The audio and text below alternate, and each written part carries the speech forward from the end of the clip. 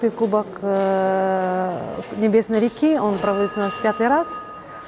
Вот, и отрадно, что от соревнований к соревнованию, конечно, уровень растет. В мае прошлого года в Румынии впервые провели чемпионат мира по тайди-цюань. Мы в этом чемпионате поучаствовали и, в общем-то, очень помогли нашей российской сборной тем, что, вот, скажем, вот я и Василий Миронович Самсонов завоевали по 2 золотые медали чемпионата Европы, и Эдуард Курченко, он завоевал серебряную медаль. И в планах у нас теперь уже поехать на чемпионат мира по тайди-цюань, который пройдет в Китае, в городе Чэньду.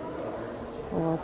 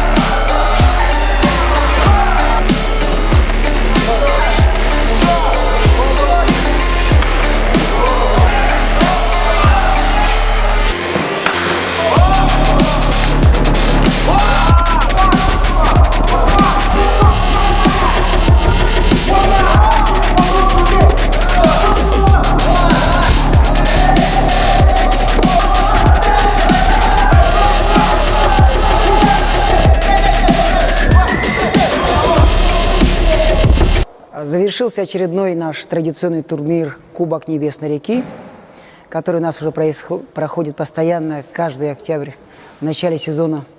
И всегда мы на этот турнир приглашаем бойцов с разных клубов. Очень хорошо выступили у нас клубы, такие известные, как «Уранхай», «Белый медведь», спортивные организации из СФО, но и те, кто любит и обожает заниматься саньда.